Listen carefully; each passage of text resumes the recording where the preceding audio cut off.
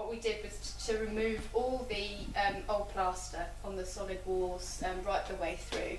The two external walls in the bathroom we insulated with this stuff, which is a wood fibre insulation board.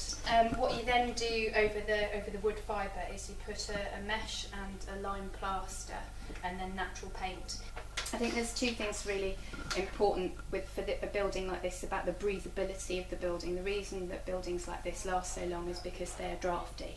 If you're trying to conserve energy and insulate, then the reason that I went for natural materials was to keep the building breathing but still have some of those insulation properties. With the paint, we've used Biofa or Auro paints. It's not petrochemical based, so the off-gassing reduces. Also, when you're painting with them, you just don't feel ill in the way that you do when you're using those kind of paints. And so they kind of like have a chalky texture.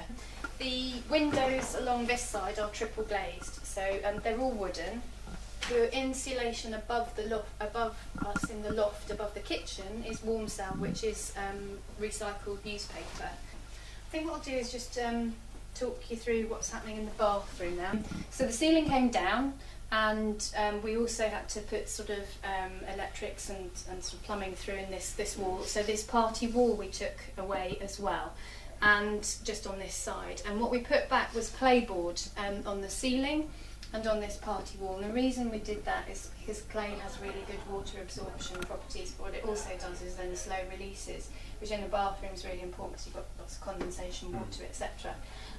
So you might notice in some bathrooms the area above the shower starts to peel and so on. We just haven't had any problems like that. We've got an aerated shower head. The bath is metal, which I think is important to point out. The water meter is just down there behind you, sorry, just down there. That saved us we pay about a quarter of what we used to pay on rateable value. It's a dual flush toilet.